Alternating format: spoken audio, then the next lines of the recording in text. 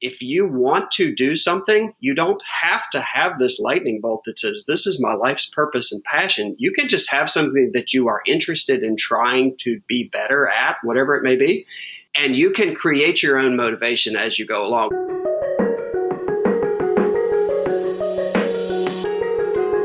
Hey, Mike Matthews here from Muscle for Life and Legion Athletics, back with another episode of the Muscle for Life podcast. And this time around, we're going to be talking motivation, a topic that is very popular, especially in the fitness space, and something that I have recently written very extensively on in a new book of mine that's coming out in a couple months called The Little Black Book of Workout Motivation. This podcast, however, is not going to be about the book. It's not going to be excerpted from the book. I will be doing that soon. In this podcast, I'm going to interview Jeff Haden, who is a very popular columnist over at Inc.com and also the author of a new book called The Motivation Myth, How High Achievers Really Set Themselves Up to Win. And this is actually how I found Jeff, and I really liked what he had to say in this book, so I got him onto the podcast. Now, have you ever wondered why some people are so motivated and other people are not? Have you ever wondered why some people just seem to have it, grit, willpower, conscientiousness, whatever you want to call it, and other people do not? Were these people that have it just born with it? Did they develop it through training? Does it have to do with them finding and pursuing their true calling? Or is there some other explanation? Well, in today's interview, Jeff is going to argue that motivation doesn't come from luck or genes, but from something much simpler and more practical. He says that it comes from small wins. You see, Jeff believes that the best way to get and stay motivated is to set goals. Yes, of course, you need to set goals, and there are good ways to set goals and bad ways to set goals.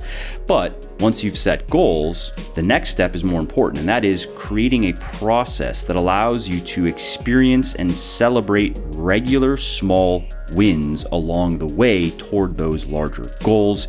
And this is something that I completely agree with, so much so that I think goals are not nearly as important as many people think. I think many people put way too much attention and emphasis on goals and way too little attention and emphasis on processes and routines. And that's what today's discussion is going to be about. Now, here's a little bit of what you are going to learn in this interview. You're going to learn how to stay motivated to achieve your goals, even after repeated failures, which is very important because no matter how smart you are, no matter how good your plans are, no matter how hard you are willing to work, you are going to experience failures. I've experienced many failures along the way to getting to where I am today.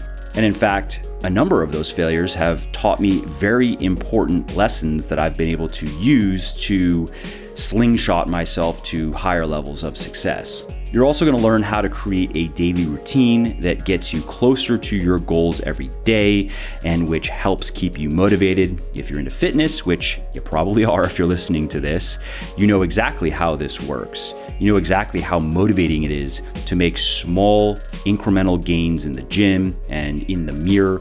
And you know that although the changes are slight day to day, they add up to something significant over time.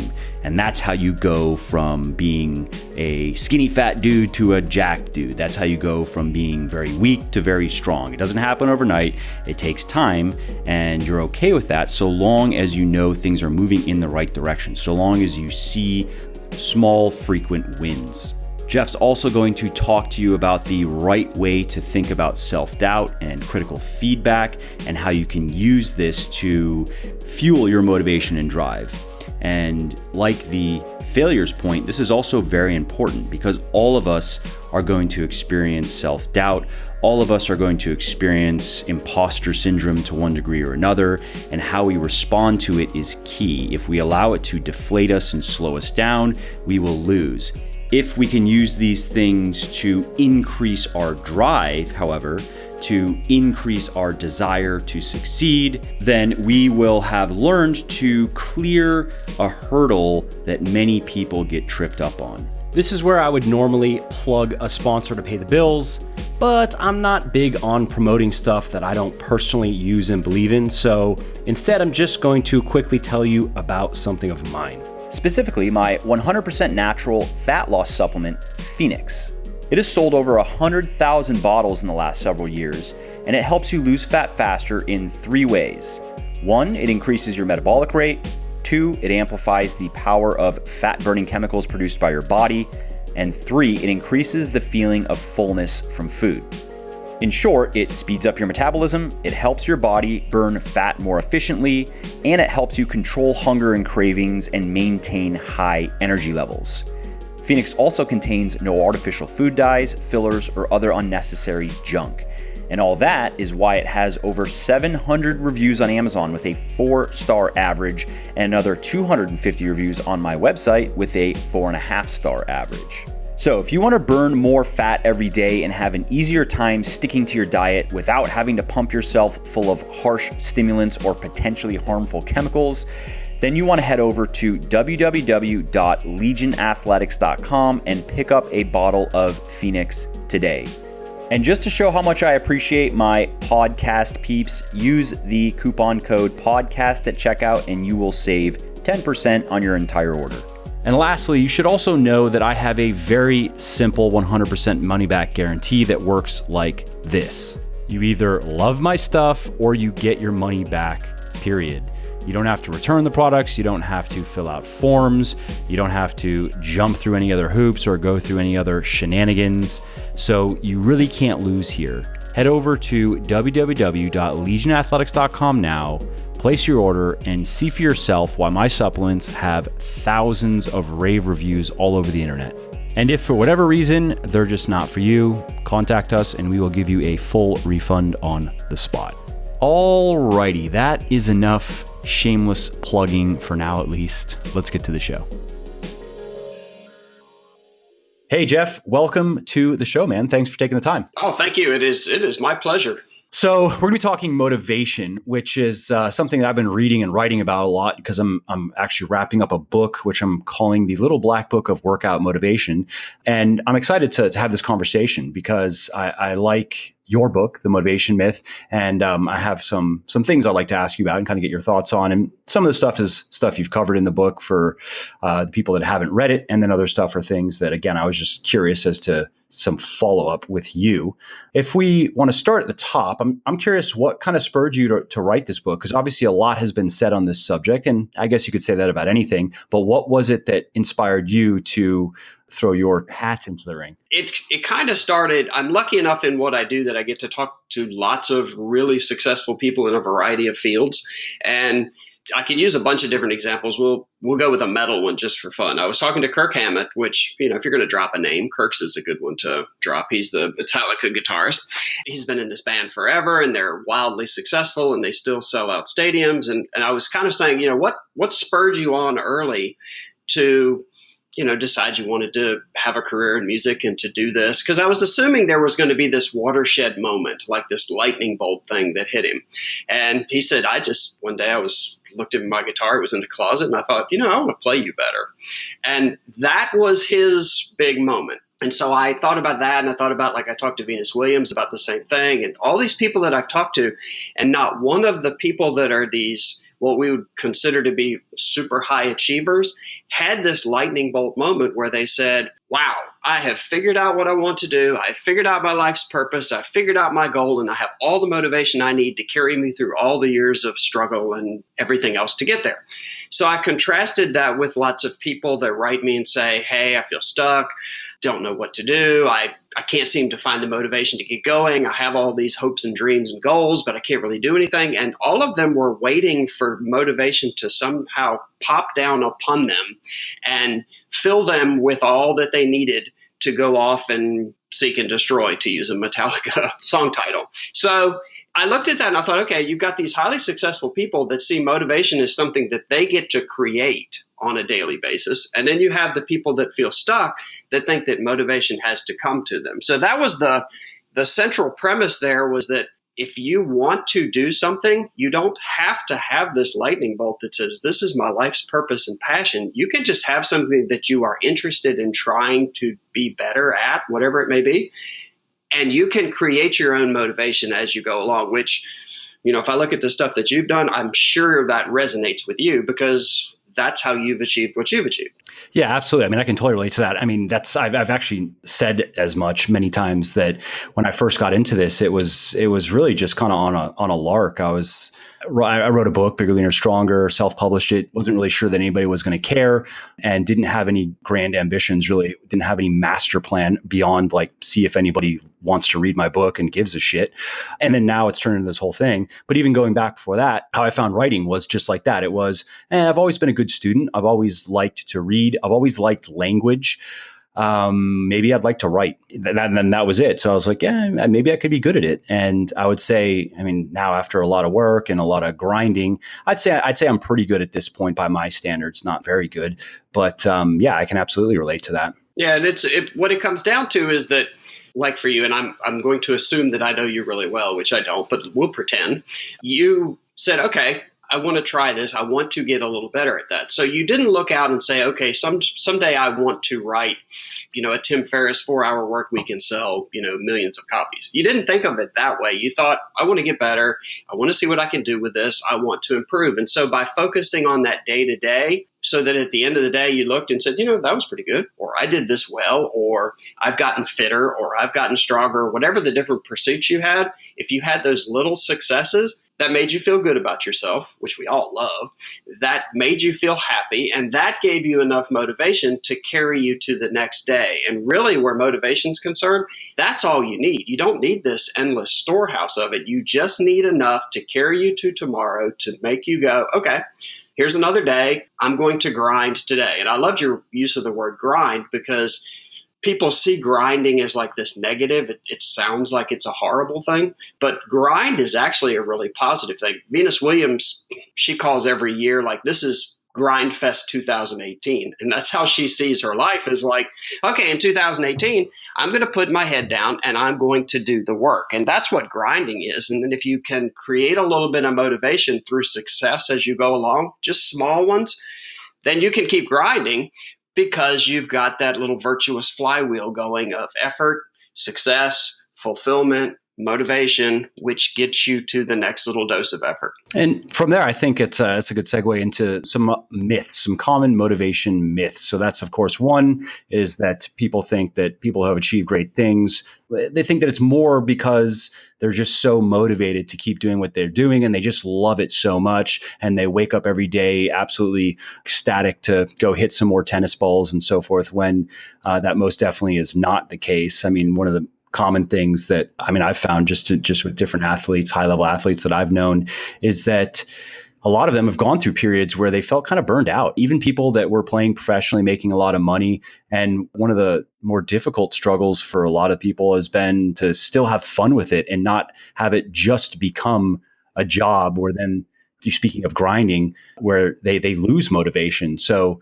what are some other common myths out there about motivation? Well, that brings up an interesting point, because that idea, you are right. There are people that will reach a certain level of success and it almost does burn you out. The opposite thing can happen, though, when you're holding out, when you have this big goal in mind. We're all taught to create SMART goals, like that acronym of, I even forget what it stands for, because I don't necessarily believe in it. But, one of them is it has to be meaningful and it has to be attainable. There's all kinds of stuff. But we're taught that you have to pick out this goal and you have to hold it in front of yourself, and you have to maintain this laser-like focus and always have your eye on the goal. And I think that's actually an incredibly defeating way to go about it. So to use a fitness metaphor, say a bucket list item of yours is that you want to run a marathon, but you're not a runner and you don't run. So you go out today and you run a mile. You come home tired, you collapse on the couch, you feel terrible, your knees hurt. If you pop your head up and look out at that 26-mile goal and say, oh my gosh, someday I have to run 26 of these, that laser-like focus on that end goal is going to make you quit, because the distance between here, which is you on the couch having run a mile and feeling like hot death, and there having to do 26 miles, it's too far and it's defeating and it makes you give up. But if your goal today was to go out and run a mile, that's your plan, that's your process, that's what you have to do. If that's your process and you do that, you get to feel good about yourself, because you did what you set out to do, and that's all that matters today. And the accumulation of all of those days is what gets you to that end goal, not the laser-like focus thing. So I think that is another big myth of being motivated, is thinking, okay, I've got to keep that big goal in mind because that's going to motivate me. Because oftentimes that's a demotivator because it's too freaking far if you're trying to do something really big. If I want to put on, I'm old, so it's hard. If I want to put on, say, 15 pounds of muscle, like actual muscle, not just 15 pounds, that's a big ass goal. And if I sit there every day and think, oh my gosh, I'm still trying to get there, I need this 15 pounds, I'm going to quit because it's going to take me a long time. Yeah, that reminds me of, I believe just what pops in my head. I think it was a study. I don't remember who conducted it, but basically they were looking at measuring progress in terms of how far you've come versus how far you still have to go. And it's basically whichever is smaller is the one that's more motivating. So if you're in that first, you're trying to get to being able to run a mile comfortably, let alone 26 miles. Then if you just focus more on, comes back to focusing on that process, because that's really where you're at in the scheme of things. You are not close enough to the 26 miles to really gain anything by contemplating it. But if you can contemplate, all right, well, you're able to run a mile, even if it's uncomfortably, at least you can run a mile. And from there, maybe you can get to, 2 miles and 3 miles. And eventually, and anybody who has done anything that's taken a significant amount of time and work has probably experienced this, that once you start getting toward the end, I mean, you've definitely experienced this as a writer. Once you start getting toward the end of your book, and then you start looking at, this is all, I only have, this, I have to do one final edit and then the manuscript's done. That starts to become motivating. But in the beginning, just thinking about, cool, I have 100,000 words to write and research and edit. And I think you can kind of build your resilience to a point where you don't care either way, but you have to get there. And so, vague goals in some ways can be inspiring, at least initially, right? Well, I think you can have a very specific goal if you want. Like, say it's that, we'll use your example of the 100,000 words. Maybe that is my goal because I need that for my book. So that goal, though, it can be very specific, but then the only real thing to do with that early on is to let that inform your process. So it's like, okay, that's where I have to go. So how do I build a process that allows me to get there? And then once you have that, you've set your goal. And in my mind, you need to forget that end goal for a while and just put your head down and look at those intermediate goals. Because like you said, at some point when you do pop your head up, you look around and say, holy crap, I'm up to like 60,000 really good words. This is pretty cool. I don't have that far to go. And then that becomes a really motivating thing. And like you said, the distance to the end is shorter now, so it feels better. But early on, you can have a really specific goal, allow it to inform your process, figure out your process, and then try as best you can to forget that big goal and just stick to the day-to-day. Yeah, I agree. Do you have any specific insights to share in terms of how you go about creating processes for your goals? Probably my favorite, which I've also gotten the most heat for, would be one of the chapters in my book is you don't need a coach, you need a pro. And I've had lots of people that are in especially the business and life coaching profession that have taken great offense to that. The point of that chapter was, well, let's say that I've decided that I want to gain, we'll use muscle again. I want to gain 10 pounds of muscle. So I can go to my local gym. I can get the personal trainer who is, taking some personal training courses or whatever. And I can say, hey, I want to put on some muscle. They'll sit there and ask me, what do you like to do? What's your fitness level? What's your interest? How much time do you have? They'll ask me all these questions about me, and they'll construct this basically generic program that's pretty soft and probably is not going to get me where I want to go. Or I can go to you and say, dude, I want to gain 10 pounds of muscle. What would you do if you're me? And you're going to say, all right, you're going to work your ass off. You're going to lift heavy. You're going to do compound movements. You're going to forget about a lot of isolation stuff because you need to lift heavy, hard, and often.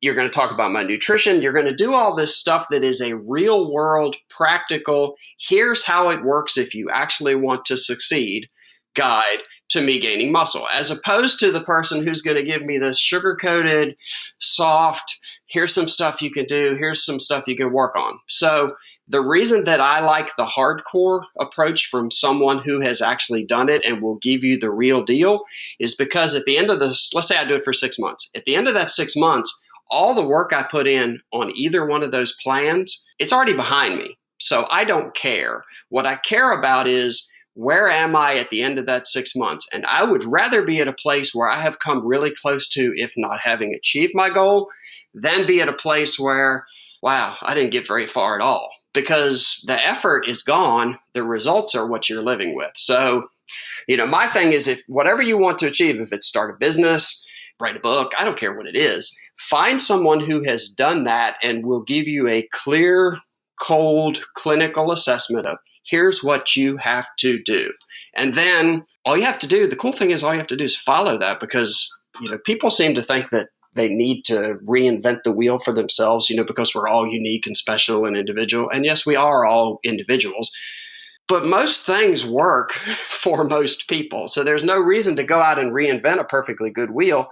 There are great wheels out there if you look to the people who have actually accomplished what you want to accomplish. And if you ask in a nice, friendly way, I found that most really successful people will actually help you. I know that sounds odd. We're taught to think that no one responds, but if you come at it sincerely, I've decided I want to learn to play guitar. I've thought that my whole life. I'm 57 and I finally decided it might be fun. So I asked Kirk Hammett for some advice and, he's not going to be my teacher, but he's given me a lot of advice. What's some of the advice that he's given you? I'm just curious. Well, he gave me some gear advice. He told me, and I hate this, because I wanted to learn to play some riffs from some songs right away. And he said, you could do that on your own time. But first, you really got to actually learn a little bit of theory and learn some scales and learn some technique and, get your fundamentals down, which is like everything else in life. If you're going to tell me about lifting, you're going to work on my form first. You're not going to worry about weight and you're not going to worry about other stuff. You're going to care about, is my form correct so that I get the most out of what I'm doing? So a lot of it is that, which I didn't really want to hear because I just wanted to learn how to do the opening to Enter Sandman. I thought that would be fun. Fun stuff. Yeah, I wanted to be able to go to a party and if somebody had a guitar, pick it up and play for like 20 seconds and put it back down and be like, oh, no, I don't want to do anything else. Even though that 20 seconds is all I have. I mean, I think you have to just decide you can do that. Like if you go, that's all I want to do, you can do that. But if you're saying, I want to be good at playing the guitar, I think, those are very different things. That's how I try to approach most things. If I'm not going to get something intrinsic from it, if I don't feel good just myself for having learned to do something or gotten good at something, then I really don't want to do it because that validation you get from other people, like my ability to go to a party and play for a few seconds and impress people, that's kind of fine, I guess. But I don't feel like that makes me stick with something. That goes away. But when you feel good about yourself for being able to do something, you get that all the time. And that at the end of the day is what makes you feel good about yourself. So his advice was perfect for what I wanted to do. Yeah, it makes sense. I mean, there's that extrinsic versus intrinsic motivation, right? And extrinsic motivators mostly are fleeting and they lose their appeal relatively quickly. Well, what also happens is that you find yourself, because they do go away quickly, you find yourself searching hard for that, and you put effort into getting that external validation when you could have been putting that time and effort into just getting better or being able to do whatever it is that you said you really wanted to be able to do. So the chase of the applause becomes a bigger thing than actually doing the work that makes you feel good. Yeah, right. And going back to the coach versus pro, I like that. My question to you is then, and this might be something people are wondering, is because you have so many coaches out there for everything, how would you go about finding somebody who's believable, I guess, to use like Ray Dalio's word, right? Because I mean, it really depends. I totally agree. And I think it's a bit easier in some areas. Like if you want to, I've taken a lot of golf lessons and I've taken some golf lessons from very good golfers that were also good teachers that I would say they weren't professional golfers, but they were pros in that respect. They had achieved what I wanted to achieve and they were good at teaching. They had achieved that with other people. They had taught other people to do what I want to do as well. But in the case of like, let's say it's just business or money making or some specific skill related to those things, it can be hard to find someone who is believable because most people that are good at business, good at making money are doing it. They're not teaching people how to do it. They don't have time to do that. And a lot of people, and this comes back to that point you were saying of life coaches and so forth, a lot of people and that's such a kind of squishy, what is a life coach? And who even knows, right? But a lot, it's in my experience, it's been, I've come across a lot of people who would bill themselves as business coaches or even marketing coaches, life coaches who have never really built a business that's worth speaking about or are really not good marketers or whose lives you wouldn't want yourself. I guess the distinction that I would make is if it's a physical skill, like when you said a golf coach, that's a perfect example of where finding someone to teach you, like to work on your swing mechanics and things like that. There are lots of really good people there, and I think that's a fine use of a coach in that situation. If you want to start a business or you're running a business and you're not really getting very far, then I don't think that I would look to, a business coach per se, because that's what they do for their living, because most of the work that you have to do in your business still comes down to you. So what you really need from a coach point of view is someone who does that and has succeeded to a really high level where you just, you get a lunch with them or something like that. And you say, dude, I'm struggling. I've gotten my sales to this point, but I can't seem to break through that. And I'm not sure where to turn. And probably in 5 minutes, that person is going to be able to say, well, based on your product mix or whatever your parameters are, here's what you probably need to do. And it's going to be something hard, and it's going to be advice you don't necessarily want to hear, but that you need to hear, because the people that have done it and succeeded at a very high level can look at your stuff and very clearly say, here's a fundamental place that you need to make a shift. And so, like in business stuff, you just need to find someone who's really, really good. And I know it works all the time. I know it seems hard to find people, but find someone who has built a really successful business, send them a note, give them a call, stop by and just say, I'm an entrepreneur too. And I'm hoping if I take you to lunch, can I just run something by you and do it in a nice and gentle way? And I've rarely found that people will turn you away if you are nice and sincere about it. But the caveat to that is when they give you advice, you can't automatically argue. And I see people do that all the time. If I say to you, hey, I want to do X. And you say, well, okay, then you need to do 1, 2, 3. And I say, well, wait a minute, 1 doesn't work and 2 is stupid. And, people do that all the time too. Usually you know what you're talking about. And so even if you disagree, you should go home and say, all right, I really need to look at this because what I think is right isn't getting me to where I want to go. So clearly I need to look at something that somebody else is doing. I talked to a guy the other day. He was a major league pitcher for 10 years, all-star team a couple times. He runs a bunch of car dealerships. And he said he used to, when he got traded to a team, they would say, it's not how we do stuff here. And he would say, well, yeah, but you guys have been in 4th place for the last 3 years. So who gives a shit about what it is you do here? But that really is how that works out. What you're doing, if what you're doing is not getting you to where you want to go, then you need to open up and listen to other people who've gotten to where you want to go because they probably know better than you. Can't think of how many times that somebody has said, you're doing pretty well at this, but if you would only do this, then that would really change. And, I would fight it and I would hate it and I would not want to do it. And then sooner or later I would say, I should try that. I need to give that a go. And it invariably turns out to be right. Yeah. And, I would just add to that something that, and I totally agree. I'd add to that something again that I personally look for is I like to see someone that has done something that I want to do more than once, because sometimes people can get lucky and the luck can play a much larger role than you might realize and that they even might realize or might want to accept. But if they've had repeated successes, that of course is much less likely. And also someone that can explain the mechanic. They can explain why. They can explain how did this thing work and how are they able to make it happen? Because again, I've come across instances where people did have something to show for, but then they couldn't really, because they actually did just get very lucky, they couldn't really break down how they did it and how they might do it again, or how they might, what have they learned that can be extrapolated to other industries or activities. So those are also 2 things that I look for. And I also definitely agree that there are a lot of successful people out there who actually would like to help others. They're very busy, and so they're not going to probably be able to give much time to people who are kind of outside of their inner circle. My experience with this is I've been emailed many times by people who want to do something similar, whether it's just entrepreneurial or working particularly in the fitness space. And while honestly, I wouldn't be going to lunch, I don't even go to lunch. Like I eat lunch at my desk. So I would be the person that right now I'd be declining lunch invitations, and I actually have, but I'm happy. I've done Skype calls with just random people. I'm happy to email and answer questions. However, I would add to what you have already said that I think it's important to not only consider the advice being given and not just instinctively reject it for one reason or another. Also, if you do agree with something, you have to follow through on it and you have to do it. Before you come back with more questions, you got to go do something. Just the reason why I say that, because I've seen that many times as well, where people will ask me questions and I'll give answers. And in some cases, it's like, hey, you should really read this book because it goes over these specific things. I can't just break it down in an email for you. Read this book and come back to me. And then they'll come back at some point later. Hey, did you read the book? No, excuses, reasons.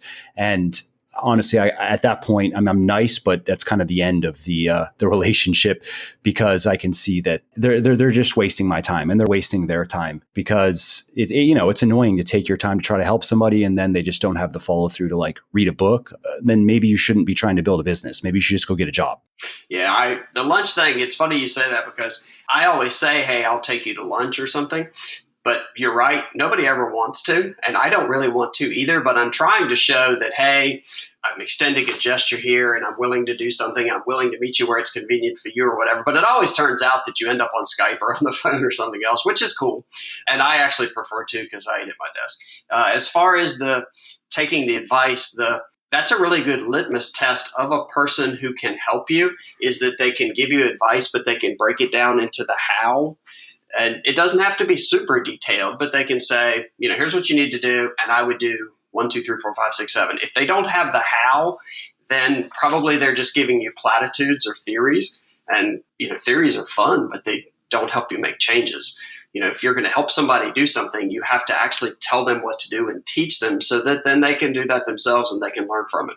So I remember when I decided a few years ago, or it's been a while, I wanted to ride this Gran Fondo. They're mass participation cycling events, and it was 100 and some miles and 11,000 feet of climbing. And I went to a local guy. He's a mountain bike professional. He's won national championships and almost made the Olympic team. And he lived nearby. And I said, hey, I want to ride this Gran Fondo. What would you do? And my first day out, and the farthest I'd ridden before that was about 20 minutes maybe.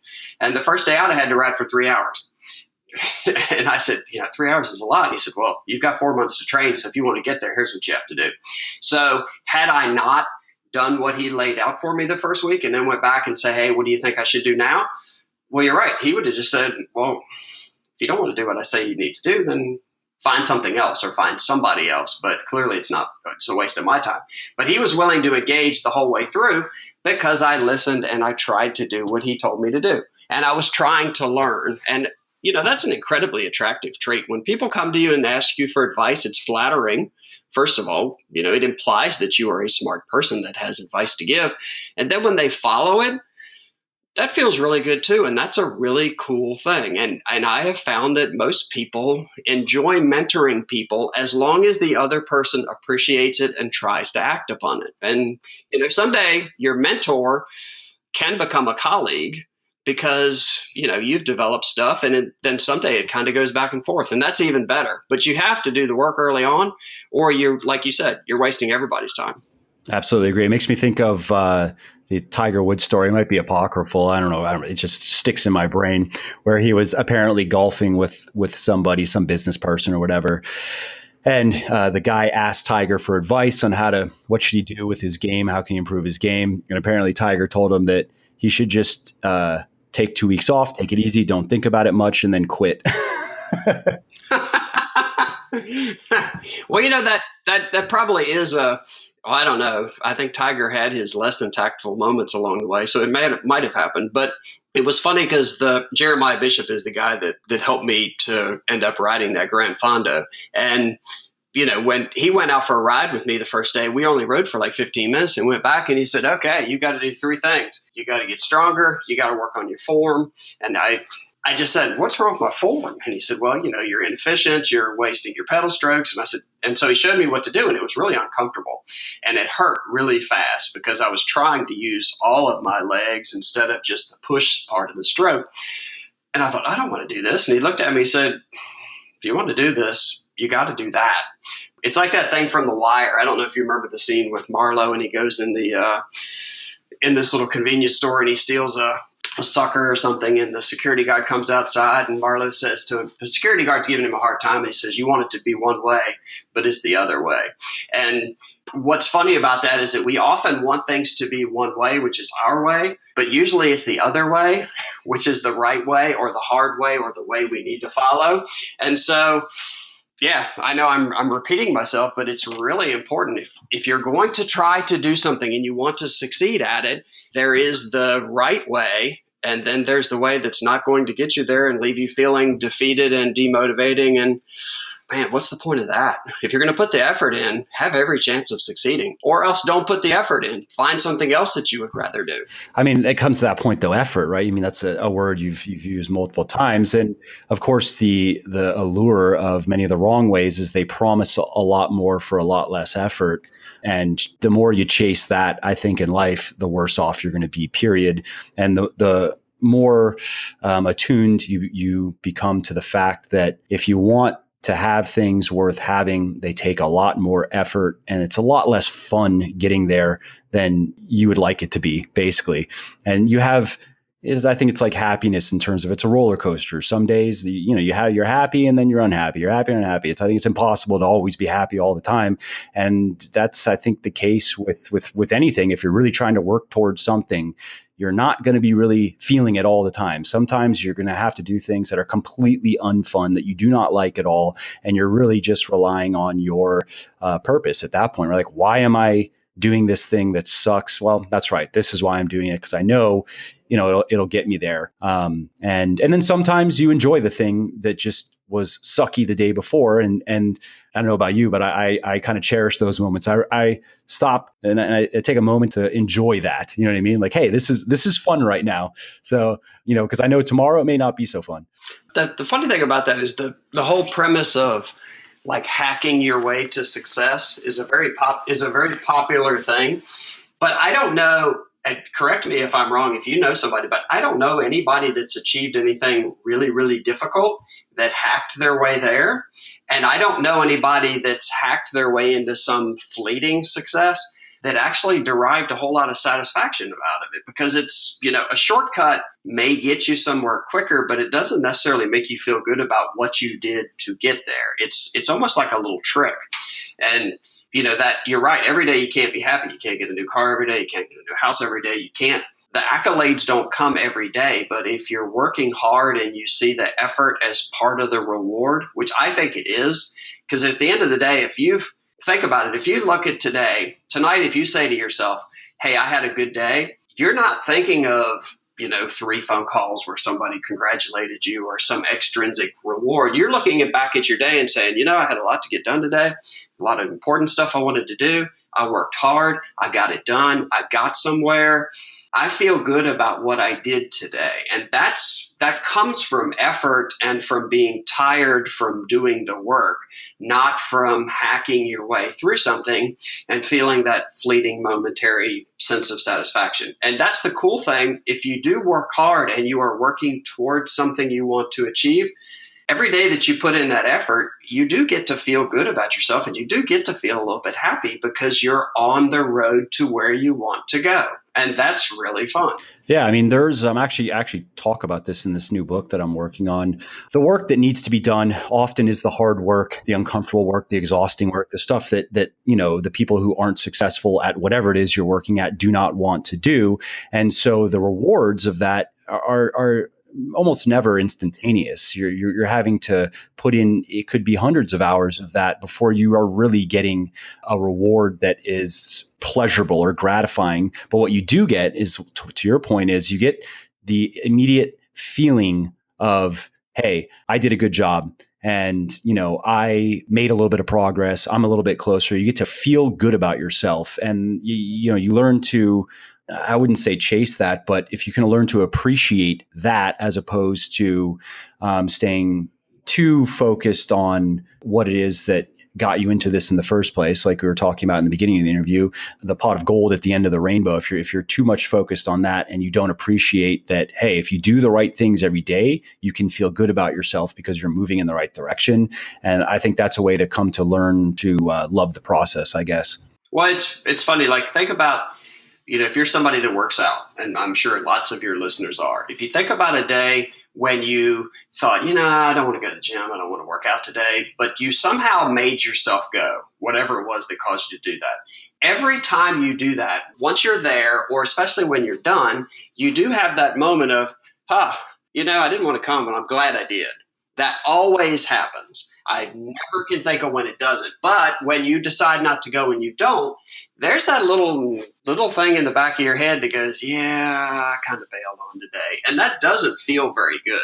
And so that is that short-term part of it. But then the other side of, we're talking about lots of effort and working towards something big. When you do that one time, if you put in a ton of effort and you do the work day after day and you get to the other end, and you achieve something you set out to achieve, the cool thing is that you have that in your pocket for the rest of your life. And when something else comes up, maybe it's something you choose to do, or maybe it's something that happens to you that you have to work through, you get to kind of go, well, this is going to suck.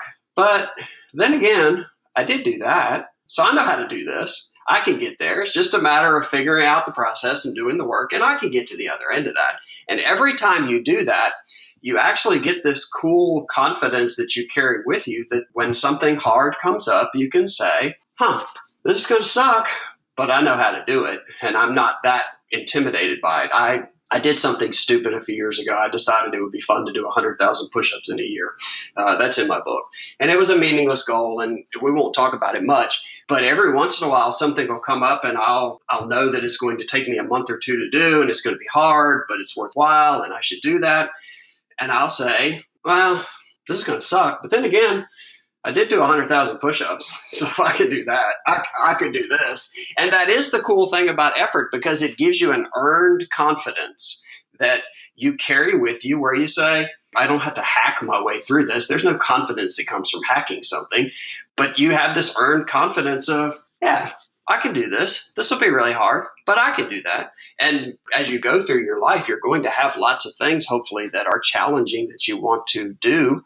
And so building that confidence and building that effort muscle, you carry it into any pursuit that you have, no matter whether it's physical or business or whatever it may be. I mean, yeah, every area of your life. I mean, it takes effort to have a good relationship. It takes anything that makes life worth living requires effort. There's just no way around it.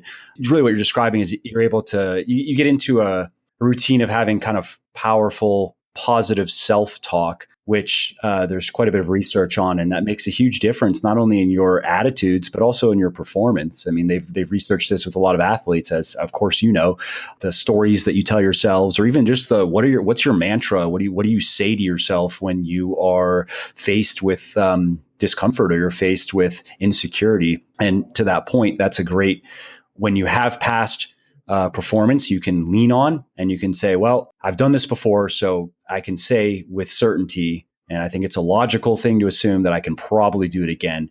And then you do it again and you're like, now I'm even more believable to myself. I've done it a couple times now. I can probably do it again. And, that creates a very positive feedback loop that, again, can even inspire you to do other things in other areas where, like to that push-up point, you could say, well, this thing that has nothing to do with doing a bunch of push-ups is going to suck, but I'm pretty sure I'm good at doing things that suck because I did all those push-ups. So, whatever, this will be another thing. And then when you do that, now you have two very disparate, very different things that suck that you can lean on the next time you have to do something else that sucks. Yeah, the cool thing about, there's two types of self-talk. There's I'm just going to say something positive about myself and I'll say it and hope that someday I believe it, which I do know it does work. But what's a lot more powerful is when you have self-talk that's backed up by an action that you have taken in the past. Then you actually have the confidence of, yes, I can do this because I have done this. And I know that means you have to do it once, but that's okay. But, me just looking in the mirror and saying, I'm going to go out and crush it today. Well, okay. Yeah, when you've never crushed a single minute of any day ever, it's a little bit hard to believe. Right. But that does actually, oddly enough, that does help people. But it's a lot more helpful when it's like, you know what? Last week I did X, Y, and Z. And this week I'm going to do it again, or I'm going to do whatever an extension of that is. But self-talk is much more powerful when it's based on history and past and results and things that you've done. And it doesn't even mean that you have to have succeeded. Just the fact that you, in the past, have put out real focused effort to try to get somewhere, that alone is a positive self-talk affirmation that you can use if you want to, because you're not going to succeed at everything.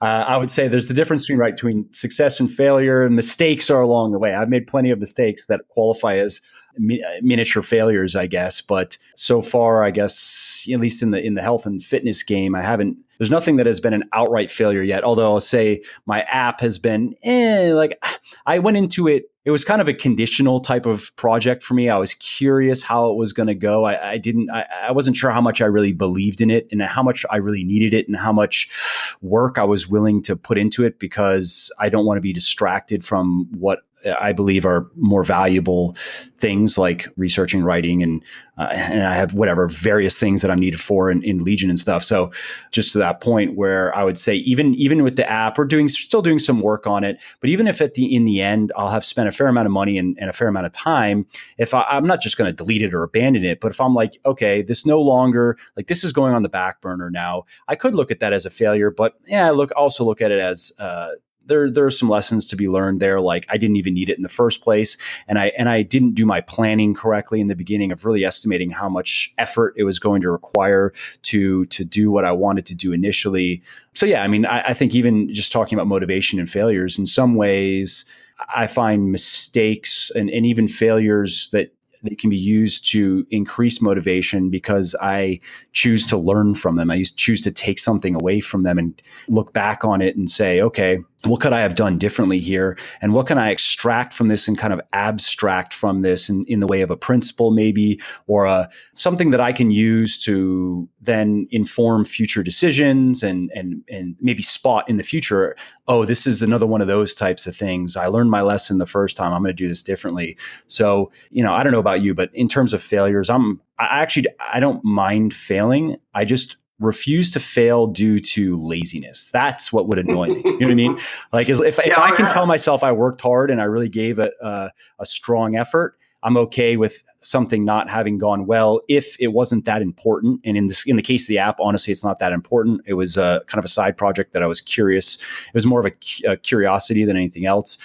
Where I would be disappointed in myself is if it was just due to pure laziness. If it's like, I just dropped the ball. That's just, sure, you can learn that lesson. I just would hope that, like, I don't need to learn that lesson now. Hopefully I'm beyond that and I can learn some better lessons. Well, I would argue that, I won't even argue. If you'll never have a perfect success rate in everything you do, the only way to do that is to maybe only do one thing and do it all the time and then hope it somehow carries you through. But, you learn some big overarching lessons from your app experience, but you also learn lots of strategic or tactical stuff. You learned about dealing with tech folks. You learned about, there's all kinds of pieces and parts of that you carry with you. So I think that's valuable in itself as long as it didn't kill you, which clearly it didn't. But then also if you don't have some side things going on, and this applies to business, it applies to personal life, it applies to whatever. If you don't have some side things that you're exploring and saying, this might be something interesting, it might be something I want to do, or it might be helpful or whatever it is. If you don't have some of that stuff, then eventually you're stuck. And if you cruise along and you do it for a little while and you get to a certain point and you say, like, we'll pretend it's you with your app. Let's say you've decided to abandon it. We'll pretend. That's fine, because you carry everything that you learned about that with you the rest of the time. And you took a shot, it didn't work, but you've learned things that will make it more likely that next time you take some other shot, it will work, because you have experience in all these different areas and you know yourself a little bit better than you did before. And all those things are really important. People will argue with me, maybe they do, you too. They'll talk about me time and how, you can't work all the time and you can't be so focused and driven, and, aren't you allowed to have a personal life and free time? And I do. I have plenty of free time, even though I work a lot too. But I try to make my me time be stuff that I really want to do and think would be fun or would be fulfilling or something. So me time to me isn't like vegging out on the couch and seeing what's on. If I'm going to watch TV, it's going to be something that I've decided I want to watch and I'm ready to go.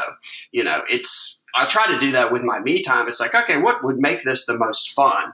Because we can relax when we're dead, but you can have actively fun. Yeah, you should. And you should.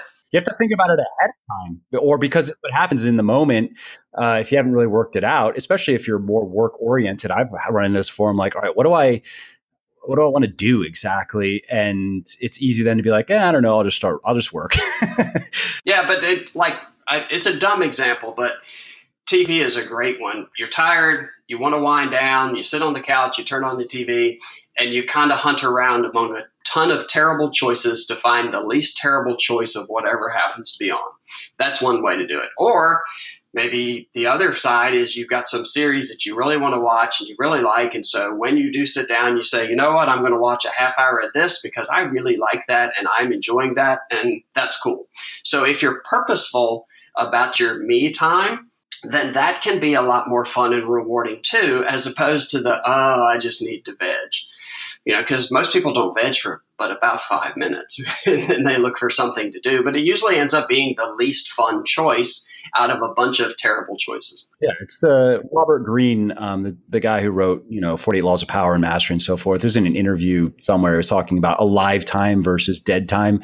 And dead time is where you're just passively kind of biding your time, maybe consuming, whereas alive time, it doesn't have to be work, but it's something that you're engaged with, something that makes you feel alive. Yeah, I ran into Michael Fassbender, the actor. He's Magneto in the X-Men and stuff like that, at Daytona at a racing thing. And he races in this Ferrari Challenge series, which Ferrari Challenge, if you put quotes around it, just means very rich people who have the money to pay someone else to build a car for them. Seriously, if these guys didn't have, if they weren't racing there, they'd be the guys with the shirt button unbuttoned halfway down and the gold chains. It had that vibe to it. And the 50-year-olds with the 20-year-old girlfriends. That would be kind of that group, except for Fassbender. But I saw him just like Ferrari drivers in general. Well, yeah, because you do have to own a Ferrari to be doing it. I ran into Fassbender in the garage area, and he's bouncing. I've never seen somebody seem that excited and fired up. And, I'm assuming this Hollywood actor type is going to be too cool for the room, because typically they are. And I said, man, you're fired up. And he said, I do movies and I do stuff. And, we're on the set for 12, 14 hours a day. And he said, I know that sounds like hard work, but mostly it's just really boring because we're waiting for the lighting to get set up and all that. And so, my time isn't my own for large periods of time. And so when I get time, I want to do something that I really, really love. And I really love doing this. And so I thought, there's a purposeful me time. Work-life balance is never going to balance out in terms of hours, but you can balance it out in terms of quality of experience if you try hard. And so I just thought that was a perfect example of why don't you plan your me time just as much as you plan your professional day? And wouldn't that be a ton more fun? I agree. I mean, I try to do it. I guess these days, honestly, I don't have very much me time. My me time is family time. And so we'll plan little things, take the kids and do things. Otherwise, right now. But that's cool too, because that's what matters to you and that's what's important. And that feels good at the end of the day. And if you weren't planning that and you were haphazard about it, you wouldn't get as much out of it. It doesn't mean that it has to be professional or it has to be success oriented. It could just be, you know what? We're going out to dinner tonight and we're going to have fun and I'm going to spend time with my wife or my family or whatever it may be. But I'm actually going to make this something good as opposed to, we'll just kind of breeze through this and then tomorrow will be another day. Yeah. And speaking of work-life balance, what are some of your thoughts on that? Because I have thoughts, but I'm curious as to your thoughts. Well, let's hear yours. Like what? Well, I think it's kind of a myth. I don't think you can really balance. I think if you want to, I guess, have a mediocre life across the board, you can kind of keep the main areas of yourself and your relationships and your work and so forth balanced. But if you want to have anything extraordinary by definition, beyond the ordinary in any regard, there have to be periods where your life is pretty imbalanced and you can work to bring things back into balance, which again, speaking to that point of, you have quality and you have quantity of time. It doesn't, when you have very high quality time, you don't necessarily need, it's kind of like with your body recovering from sleep deprivation. For every hour of sleep that you've missed, you don't need to sleep an extra hour because the body gets very efficient with the sleep it does get. So research shows, I think it's about 1/3 of the sleep. So if you're like 6 hours behind in sleep in terms of what your body would have liked to have, you sleep a couple hours extra. I find that it works similarly in other areas of life where if you have been, in my case, let's say I've been neglecting my family because I've been working a lot, where it's not that I need to repay that necessarily a one-to-one, but if it's high quality time, that can make up for it. So I don't know. My experience so far has been basically that kind of things, trying to not let them get too imbalanced, but being aware of there are stretches where, it gets kind of imbalanced, mostly because of work right now. And that's the way that it is. And that's the way that I've chosen to live my life right now. And maybe in the future, I'll change that. But those are my initial thoughts. Yeah, I agree. And another place that I would go is that it's easy to try to separate work and life and see them as two separate things, but it is possible to blend them somewhat. And I don't mean that in a bad way. Like, you always have to be working. It's more of I have a friend who says he hates his job. I say, what would you rather do? And he says, I really would like to be in something where could help people. I thought, okay. And I said, but you're a manager and you have 100 employees.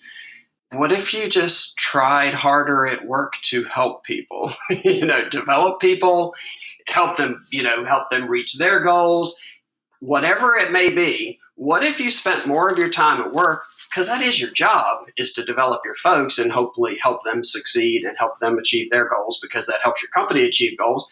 What if you looked at it that way? He's like, oh. And I mean, it should have been blindingly obvious. It's not like I came up with this magical thought. There are things that if you have personally that are important to you that you like to do, take a look at your job and say, what about my personal interest can I bring to that would also be a positive thing that helps me? So clearly with what you do, you like to help people. You get a kick out of that. And that's an outcome of the things that you do.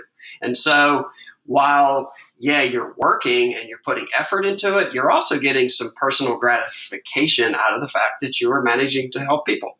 That's my big thing with work life, is take a step back and say, what is it that I would do if I wasn't working that I want to do more of in my life?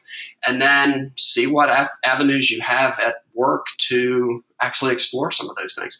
And they almost always exist. I totally agree. I think, though, there's still the point of time, though, right? Because you put your time into your work and you are working towards certain goals with certain people. And that's just different than your love life. And that's just different than, the experience that you might have, let's say, with friends or other groups. It could be your community if you care about that. Or it could even be maybe some of the larger problems that we face culturally or politically. It really kind of depends on who you are and what you care about and what you think that you could influence. And so again, for me, while I really enjoy a lot of aspects of what I do, there are other things that I care about in life as well. And time that I'm spending recording podcasts like this or researching articles or writing health and fitness books is time that I'm not spending doing other things that also do matter. And again, that could be something closer to home, like family, or in many people's cases, right, it's something even closer than that, like health. A lot of people neglect their health so they can just work more, and they don't exercise and they don't eat well. And of course, that kind of spirals out of control. So, well, I think I have to interrupt. That's stupid. Of course. Because if you are fitter and healthier, you are better and more productive at your job.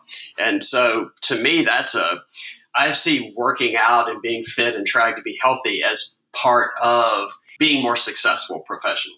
And that's how that works. You can do it for short periods of time, but sooner or later it'll get you. And, none of us are in this for 2 years. We've got a lot of years to work and a lot of things that we can achieve. So that the idea that working out is a luxury that you'll fit in, you got to take a step back and say, okay, I need to reconstruct my life a little bit so I can do that.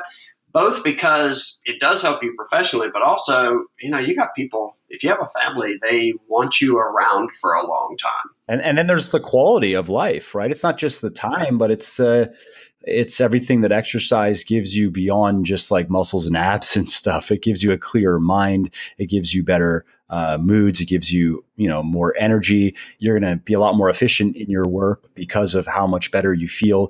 And then there is something to be said for just like that sense of well-being. It's a trope at this point where you have the super successful person that has kind of just created their health getting there. And now they would trade any amount of money in the world for just to feel good again, just to feel like they used to feel. I did this series on Inc. where I would find really successful people who see working out as part of the recipe that makes them successful. So it's not, say, an athlete who, clearly has to work out because that's their product. And then I would do their workout for a week. just to see what that was like. And the working out for a week like they did, it was interesting. But what I think is more germane to your point is that every one of these guys, and one of them was Dick Costolo. He was the CEO of Twitter for a while. There were startup founders. I did Jimmy Johnson, the NASCAR driver's workout. Phil Collin from Def Leppard, he's a workout fool. But they saw the physical part of it as important, obviously, to their health, fitness for doing their career. But they saw the mental benefits of it to be even greater than the physical, because it's the discipline and it's the focus and it's the grind and it's the I can do hard things, and it helps with willpower and determination and all sorts of stuff. And they saw the mental benefits of working out from a professional point of view to be as important, if not more important, than the physical benefits. So if you add all that up, man, you're missing out. Yeah, I can relate to that. I think in many ways, exercise is a form of therapy. Mm-hmm. In your book, one last thing I wanted to ask about, you mentioned being a serial achiever and why we should strive for that instead of never switching our focus to new things. Can you talk about that? Sure. Another thing that I run into a lot where people will say they feel stuck is that they think they have to come up with one avenue or one pursuit that they will do the rest of their lives, because if they do something for 10 years and decide to do something different, then all that 10 years is wasted and they're starting over. And I think that's BS, because one, very few of us are going to be able to go 40 years doing the same thing all the way through. That's not how it works anymore. But the other part of it is that I don't think we're really made to do that. So let's say that, I don't know, we'll take you. You do your fitness, you do the stuff that you do. Let's say 4 or 5 years from now, you say, I've gotten really good at this. I've been really successful. It's been financially rewarding. I've got a lot of benefits from it. But I think I'd like to act. I just made that up. You're going to be an actor. Just work with me. I hate Hollywood and pretty much everything it stands for. But that's all right. Let's do it. Let's do it. I've changed my mind. I just really want to be famous, and I really want to molest. Oh no, you're not. You don't want to be famous. You want to act. Okay, there is a difference. So, because if you just want to be famous, that's a whole different deal, and you're not that kind of guy. So, it's famous and molesting. I want them both. You know what I mean? Well, okay. Then I just want to run the casting couch. Okay. Really? You can do that in other ways. But anyway, so you decide to do that. While that seems like a big switch and it seems like you will have wasted everything you've done, if that's really what you want to do and you're willing to work at it and put in the time and effort to become good at that, all the stuff that you did up until that point, you bring with you. You understand better how to market yourself. You understand better how to prepare. You know how to put plans together. You know a lot of stuff that you bring to that pursuit. And then maybe after 6 or 7 years, you get tired of the casting couch routine and you decide you want to go and be a professor. I don't know, pick something. Go work on that. Those are terrible examples, but the point is that you don't have to be one thing. And I would argue that you should not be one thing, because one, that's a pretty limiting professional move and it puts a lot of eggs into one basket, which is scary. But the other part is that it's really fun to achieve different things. I think that's really fun. So I go through phases. Let's just talk personally. I go through phases where, for a while I was into cycling and I did it for 3 or 4 years and rode some cool places and got to ride with some really cool people and was never super fit or super good, but I felt like a cyclist and I enjoyed it. But then I kind of got bored with that and decided I wanted to start lifting and see if I could get stronger. And I got into that and it was fun. That period of being a beginner and learning and embracing a new world, so to speak, and becoming something different, that's really, really fun. And you don't leave anything behind. You still have some of those skills and you bring all the stuff that you learned with you to your new pursuit. So if you're sitting around right now, if you're listening and you're sitting around right now and you're thinking, I think I'd like to start a side hustle, for instance, do it. It's not going to be wasted time. It's not going to be wasted effort. You're going to learn something from it. You're going to learn something about yourself, if nothing else. Get to a certain point, and if that's not what you want to do, pick something else that you would like to do, shift, and work on that. And you can carry these things with you your whole life, basically, and it's a really fun thing to do, and it's gratifying. And as long as you give it your best and you try really hard to succeed at whatever you've chosen to do, then you can't lose. And if you're not willing to give it your best and not willing to try really hard, then, okay, you probably shouldn't be doing it in the first place. because you don't care enough. Yeah. I mean, I have a few thoughts. And I think one, just preserving your willingness to exert effort and willingness to work hard toward things is very important, even if you're successful, and maybe even more important if you're successful, because I've known a number of people that at one point in their lives were willing to work hard. They did work very hard. They achieved quite a bit of success. And then they kind of went soft because, they didn't have to work as hard anymore. But then things eventually went south for one reason or another. I'm thinking of a few people that it's been many years and they were never able to bounce back because they simply didn't realize they had become lazy. And they didn't want to go through the whole grind again, even though they know that's what it takes. They did it once, but for whatever reason, they haven't really faced that things are not the way they were. They are not, even necessarily their skills are not as relevant now as they were, the skills that allowed them to succeed the first time. And the real problem that they're running into is that they're just not willing to work nearly as hard now as they once were. So if you are doing what you're saying, let's take a side hustle. If nothing else, if you work on it, one, there's something to be said for newbie gains, right? In anything, whether it's exercise or that's always fun in the beginning because you're learning new things. You're making pretty quick progress in the beginning, and that's fun. But also, if nothing else, will allow you to maintain your edge, I guess you can say. And that is going to serve you well in everything that comes. And that's something that I myself have tried to really keep in mind. And one of the reasons why I've personally pushed myself very hard, despite not, quote unquote, not having to. There are many, many other people, and if they were in my position, would not be doing much of anything because I don't technically have to do much of anything. If we're just talking finances, I could work very, very little and do just fine and have time for who knows what.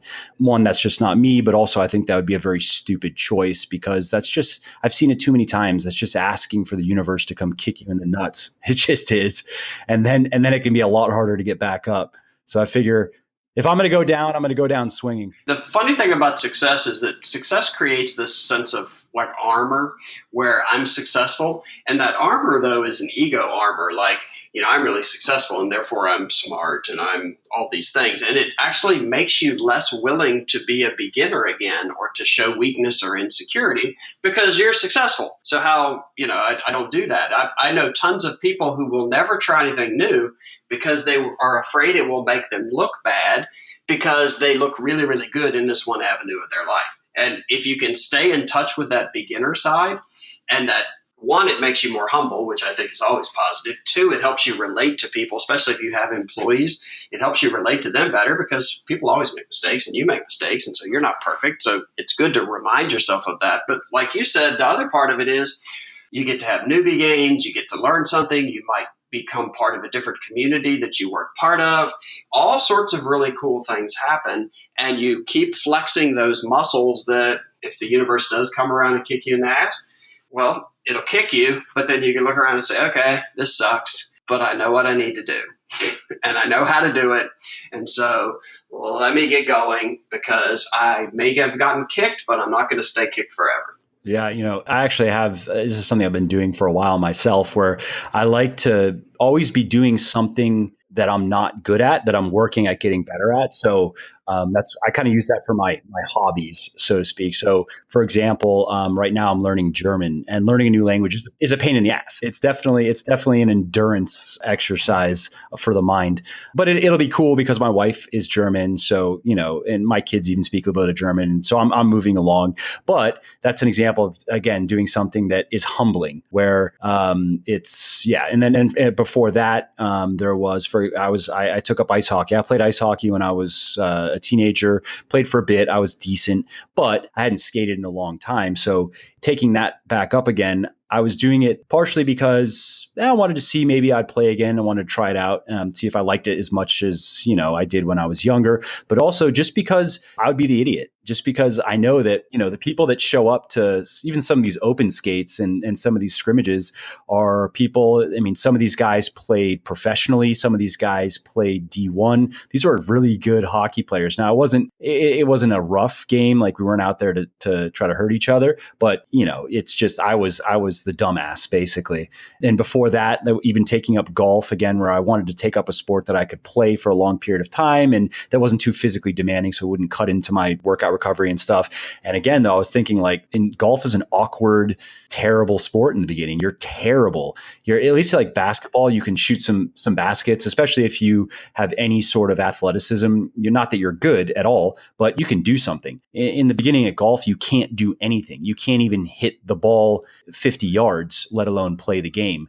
And it takes a lot of work just to get to the point where you even feel like you're playing the game. So anyways, my point with all that is I like to always have something that I'm doing that I'm not good at for the reasons that you gave, because it's humbling. It's also challenging. It challenges my mind. It challenges my ability to learn.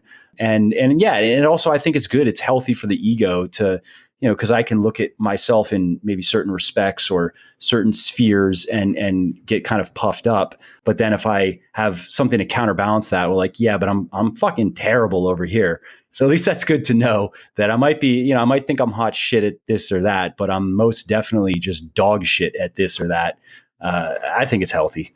What you just said brings this all full circle in a way, because you're trying to learn German. And it sucks, and you feel awkward, and you feel stupid, and all of that stuff. But in the back of your mind, you are at the point now where because of other things that you've done in your life, where that will only be the case for now if you keep working at it. And you have that confidence of, yeah, I know this sucks now, but I know I can do it because I've done this kind of thing before. And so, like me with the guitar, my fingers feel incredibly awkward.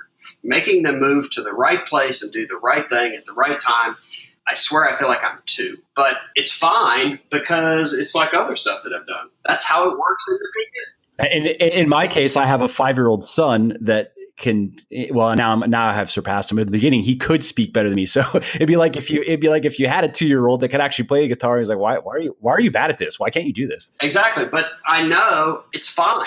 I mean that sincerely. It's fine that it feels that way right now because I know that's how it works. And with time, that gets better. And I'll eventually look back and say, this is actually a little easier than it was. It's easier, but if you keep doing new things and stretching yourself, that does give you the confidence in those early days of when it feels terrible to know that, yeah, but that's how that works. That's how this is. I have lots of friends that try new things and they give up after a few days and they say, well, it was just really hard. I'm like, well, what'd you expect? It's hard. That's how that works. But it's okay, because if you stick with it, you're going to get better at it. Well, no, it's too hard. I'm just not going to do it. I'm not cut out for that. And I think people are cut out for just about anything to a certain level. You may not become world class, but you can be 75% good at just about anything you try to do if you're willing to work at it. So why not? Better than most. I think most people could get to a point where they are better than most if they're just willing to suffer enough, basically. Yeah, absolutely. And it's just a matter of time and effort. And so if you do that enough, do that a few times, exercise that muscle, the early days, they don't really bother you because it's just part of it and it's okay. And so that would be a good place, I think, to leave this on the motivation side, because if you have done that a few times, the world opens up to you and it feels very empowering because you have the confidence to know that if I'm interested in something, I can go do that fairly well. I just have to work at it. And that's a really empowering thought. Yeah. When I hear something like that, I think of, it was Richard Branson had said in one of his books that at 4 years old, his mom dropped him off about 2 miles from his house and basically told him, like, figure out your way home, and how that was a transformative experience for him. And I think of Thomas Edison, who, at 7, 8, or 9 or something, was working on trains, just was gone. He just went off and started to make a life for himself. I have a joke in the office sometimes with some people. I'm like, if this person could just go get like dropped in the middle of South America or something with nothing, that would be, there's your therapy. Like, you figure out how to make it back, and you are now, all your problems, let's say 80% of your problems that you're facing right now are now fixed. You're never going to deal with those problems again if you can just make it back. So I think of that sometimes, that's a whole nother discussion, but just how coddled our youth are, especially in my generation. I'm a millennial, and it's bizarre, some of the stuff that I see, some of the things that this, again, especially in my generation, of just how weak some of these people are. I can't, it's hard for me to comprehend. On a point you just made, don't you think it's like with fitness stuff? If you're working out and you're doing something that's really, really hard, like for me, cycling and climbing a mountain, say, effort after a while is almost like being dropped in the jungle. It strips away all of that surface stuff to where if you're right on the red line and snot dripping out of your nose and you feel like throwing up and all of the little petty problems kind of go away. And you're just left with yourself and you're just left with who you are and in that moment. And that is a really cool cleansing thing that does actually make you go, some of the shit that I worry about, it really isn't that big of a deal. And I don't mean that in a bad way, like, wow, you have to have a near-death experience in order to realize that the trivial is actually trivial. But it does kind of clean you up where you say, there's big picture stuff that does matter, but there's a lot of little stuff that I don't really care. It doesn't matter that much. I can let that go. Absolutely. I think it comes down though to you have necessity level, right? So that where do you find, you got to have the necessity level before you're willing to exert the effort. You have to feel the desperation that it takes, whatever level of desperation is to do it. And sometimes that's obviously what people are lacking is they don't feel that it is important enough to exert that much effort. And again, the Richard Branson therapy or the Thomas Edison therapy or the South America helidrop therapy is, then you got to figure it out. Like Branson had to figure out how to get home, or it was either that or die. And I'm sure like to a 4-year-old, that's how he experienced that. And so it wasn't so much about the effort. It was the necessity. I have to do this. If I don't do this, then there's nothing. But I think you can ratchet up your, because we all have these limits that we set on ourselves to say, okay, this much effort is all I can do, even though it's not really all you can do, but we have that effort. Like if you're lifting, failure oftentimes is not really failure. If you got to 10 reps and I said $1 million, if you get the 11th, you'll probably get the 11th. Whereas you would have said to me, hey, I fail at 10. There are times when I will do something that's pretty bizarre. Like, I don't know, I guess it was about 6 months ago, I decided to do 1,000 pull-ups one day. I just decided to do it. And what's weird about it is when you get done with that, it changes how you look at your normal limits on your everyday stuff. And so, if you work a 14-hour day, it's really hard. But when you come back the next day and you only work 8 seems really short. So I do think there are ways sometimes if you kind of do an extreme version of whatever it is you do, that you can change that limit and cause yourself maybe not to feel as coddled. Or I guess a better way to put it is to not coddle yourself as much because you realize that you are capable of doing a lot more than you thought you were. Yeah, that's the whole Jesse Itzler, the book Living with a SEAL, David Goggins thing where, whenever you think you're about to, that's it. This is all you've got. You're like maybe 40% there, actual reserves. Anyways, for everybody listening, I'd recommend reading that book. It's a fun book, interesting story, but also the guy Goggins is just a psycho. He's a crazy man. And so, but he's someone that sticks in your mind whenever you're kind of going through something or you think your shit is bad or uncomfortable, and you remember that he ran 100-mile super marathon with like a bottle of water and some crackers, and anyways. Yeah, you don't have to take it to that extreme, but it is a good example of most of our limits are arbitrary and self-imposed. And you can create new limits for yourself if you're willing to do so. It doesn't mean you have to kill yourself. It just means that, if nothing else, if I know people that say, I can't focus for more than 30 minutes and I have to do something else. And okay, whatever. So just force yourself to do 40 and realize that you can do 40. There's all kinds of ways you can stretch yourself in a positive way, not in a negative, harmful, harsh way that will cause you to redefine your limits and realize that you are capable of doing more than you thought. And I think that's what all of us are looking for, is that ability to do more than we thought that we could do. Better, faster, stronger, whatever it may be. Well put. All right. Well, that's everything I had, Jeff. It was a great talk. I'm really glad we were able to do it. Where can people find you and your work? Is there anything in particular you'd like to tell them about? I write for Inc. magazine. It's Inc.com. If you go there and search my name, there's about 1,500 articles, I guess. I'm a LinkedIn influencer, which is the only time I'll ever end up on a list with Richard Branson and Bill Gates and those folks. So if you go to LinkedIn, and I actually do engage with people. And my book is wherever books are sold. Hey there, it's Mike again. I hope you enjoyed this episode and found it interesting and helpful. And if you did and don't mind doing me a favor, then please do give this video a like and leave a comment down below. Not only do I like to hear from everybody and I jump in and reply to as many comments as I can, it also helps other people find their way to the show and learn how to build their best bodies ever too. And of course, if you want to be notified when the next episode goes live, then just subscribe to my channel and you won't miss out on any of the new content.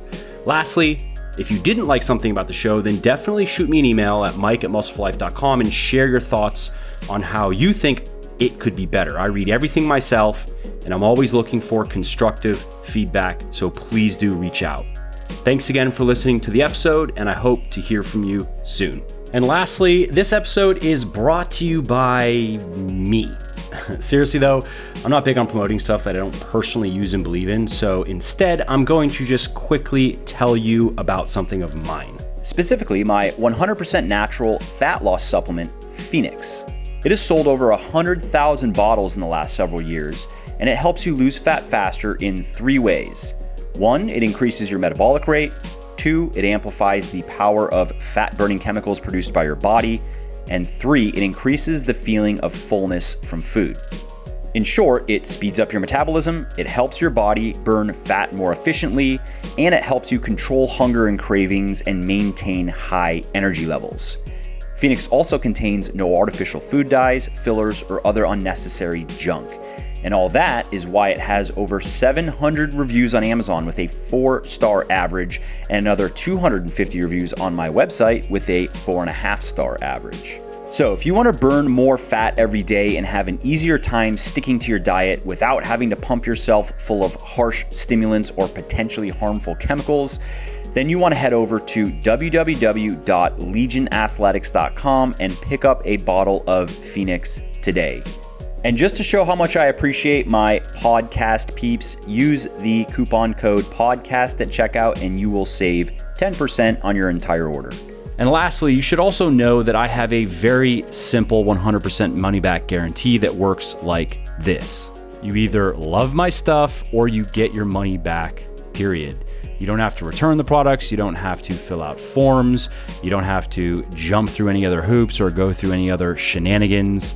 So you really can't lose here. Head over to www.legionathletics.com now, place your order, and see for yourself why my supplements have thousands of rave reviews all over the internet. And if for whatever reason they're just not for you, contact us and we will give you a full refund on the spot.